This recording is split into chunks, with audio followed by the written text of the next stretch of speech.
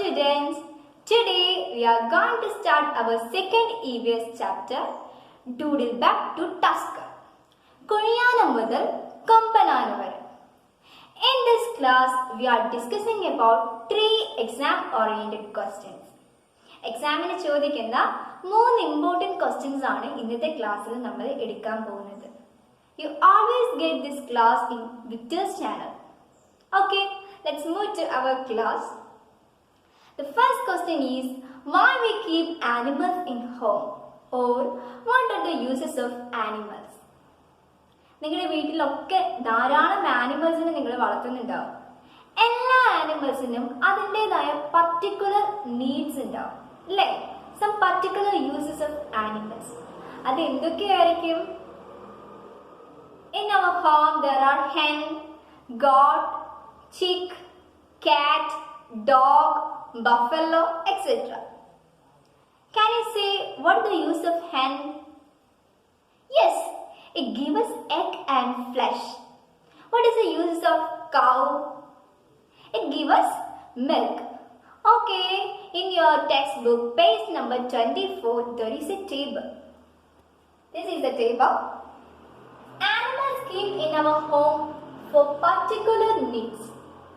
Some animals have some particular needs, and it is stabilized in for milk, for egg, for meat, and for pet. It is very simple. You always know this. For milk, this cow, goat, buffalo. For egg, chicken, duck, quail. And for meat, goat, chicken, buffalo, duck, and pig. As pet, cat, dog, parrot, dog, fish. As pet in your home, it can guard your home for pleasure. We peted so many animals as pet. See it. You always know this. Please complete in your textbook and notebook and study it well. It is the first question that asked for exam. And move to our next question.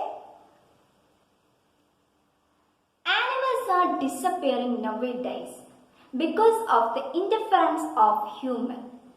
അല്ലേ? നമ്മുടെ ചുറ്റുപാടും ഒന്ന് ശ്രദ്ധിച്ചാൽ അറിയാം, പണ്ട് കാലത്തെ പോലെയല്ല ഇപ്പൊ പല ആനിമൽസിന്റെ നമ്പേഴ്സിനും കുറവുണ്ട്. അതിന്റെ കാരണം എന്താണെന്ന് നിങ്ങൾക്ക് അറിയാമോ? Interference of human. ഹ്യൂമൻസിന്റെ അമിതമായ കൈകടത്തൽ മൂലം നമ്മുടെ ചുറ്റുപാടുമുള്ള ആനിമൽസിന് ധാരാളം കുറവുകൾ സംഭവിച്ചിട്ടുണ്ട് ഇല്ലേ? Page number 25, there is 2 pictures. All of you take it, page number 25. Yes, the first picture, a human is chained a monkey. ഒരു മങ്കിയുടെ കഴുത്തിൽ ഒരു ഹ്യൂമൻ ചെയിൻ ഇട്ടിട്ട് ഇങ്ങനെ വലിച്ചുകൊണ്ട് പോകുന്നുണ്ട്. And near there is a cage bird. A parrot is in a cage. ഒരു കൂട്ടിൽ ഒരു തത്ത കിടക്കുന്നുണ്ട്. Yes, the both of them are free. രണ്ടുപേരും ഫ്രീ ആണോ? No, they are under the control of human. They can't flap his wings. അവരുടെ wings പോലും അവർക്ക് ഫ്ലാപ്പ് ചെയ്യാൻ പറ്റുന്നില്ല. They are under the control of human. Is it good or bad? Yes, is it bad? നിങ്ങളൊന്ന് ശ്രദ്ധിച്ചു നോക്കിക്കേ.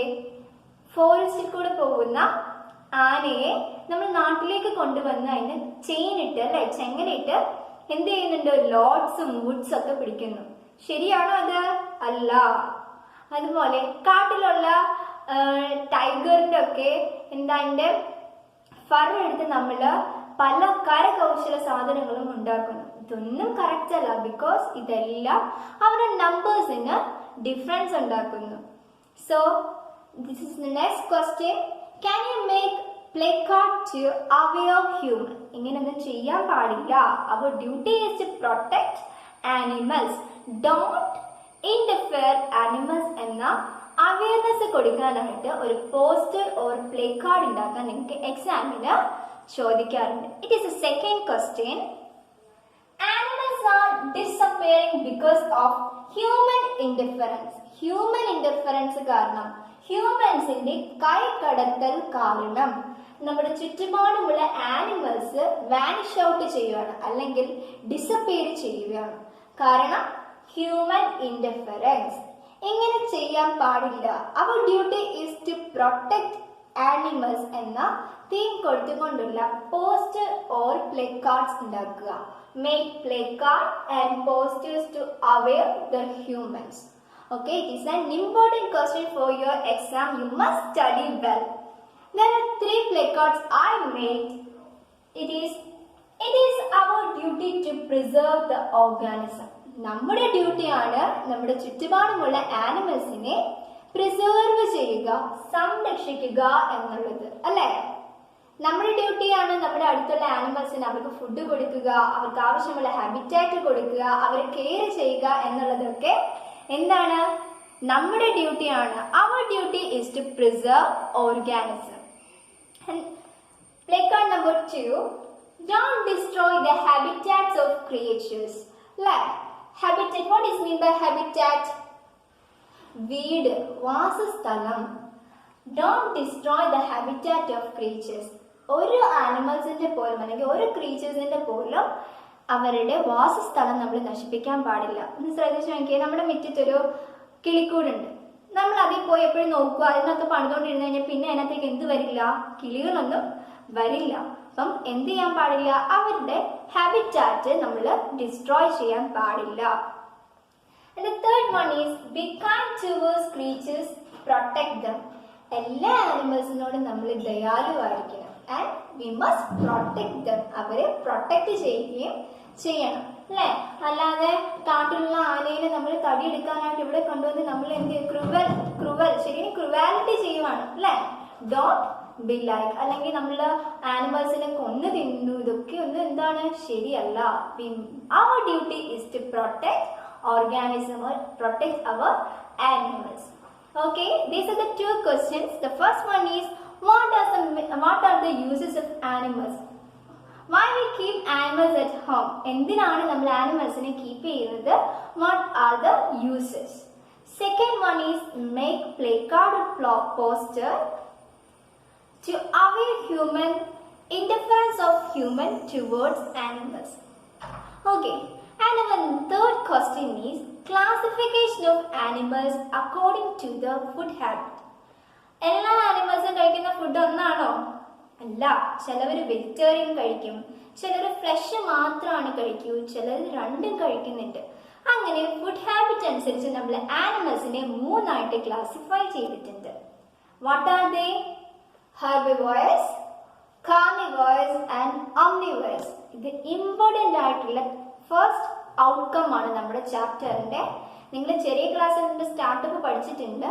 ഇതും what are the classification of animals according to the food habits and their examples you must study well. Wait a second.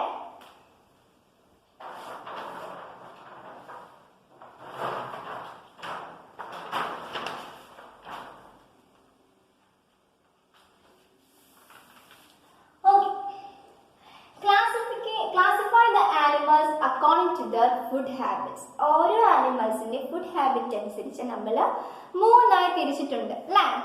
ഏതൊക്കെയാണ്? Herbivorous, carnivorous and omnivorous. Okay, what is herbivorous? എന്താണ് herbivorous? The plant eating animals are called herbivores. Herbivores എന്ന് വെച്ച് കഴിഞ്ഞാൽ plants or vegetable, grass മാത്രം കഴിക്കുന്ന ആനിമൽസിനെ പറയുന്നതാണ് herbivorous. Did it eat flesh or meat? അവരെന്ത് കഴിക്കില്ല? ഇറച്ചിയോ മീനോ അതങ്ങനെയുള്ള സാധനങ്ങളൊന്നും കഴിക്കില്ല. അത് കഴിക്കുന്നത് പച്ച ഇലകളും ചെടികളും പുല്ലുകളും മാത്രമാണ്. നിങ്ങൾക്കൊക്കെ അറിയാവുന്ന കാര്യം തന്നെയാണ്. Just look at herbivores. Herbivores eat only plant food. അവർ എന്ത് ഫുഡ് മാത്രമാണ് കഴിക്കുകയുള്ളൂ? Only eat plant food. They only eat plant food. There are some examples are given. You please look up. Example: sheep. Sheep only eat grasses and plants. Goat, elephant, giraffe, cow, horse, pig, pandas, etc. They only eat plant food. Okay, what is herbivores? They are plant eating animals, or herbivores are only eat plant food. Example, horse, cow, goat, buffalo, etc. And the second classification is carnivore. Carnivores eat only meat. They are flesh-eating animals. അവരെങ്ങനെയുള്ള ആനിമൽസാ? Plants ഒന്നും കഴിക്കില്ല. They only eat flesh or meat eating animals ആണ് ആര്? Carnivores. നിങ്ങൾക്കറിയാം ഒത്തിരി examples ഉണ്ട് അല്ലേ? Cheetah, tiger, lion, shark, etc. Okay, carnivores eat only meat. Example, lion, tiger, shark, polar bear, wolf, leopard and cheetah. So, carnivores eat only meat. Herbivores only eat plant food. You must study what is herbivores, carnivores and their examples. The next one is omnivores. Omnivores are eat both plant food and flesh. ഇവർ രണ്ട് കഴിക്കുന്ന ആൾക്കാർ. ആദ്യം കണ്ട herbivores എങ്ങനെയുള്ളതായിരുന്നു? അവര് എങ്ങനെയുള്ള ആൾക്കാരായിരുന്നു? Plant eating animals ആയിരുന്നു, സസ്യഭോജികളായിരുന്നു അല്ലേ? സെക്കൻഡ് വൺ കാർണിവേഴ്സോ ഫ്ലഷ് ഈറ്റിംഗ് ആനിമൽസ് ആയിരുന്നു. ഒംനിവേഴ്സ് മിശ്രഭോജികളാണ്, രണ്ടും കഴിക്കും.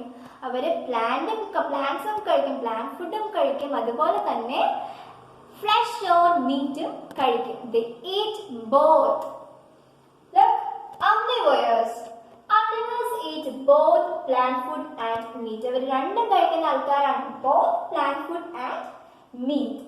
Example, birds, fox, dog, pig, bear, chimpanzee, turtle, squirrel.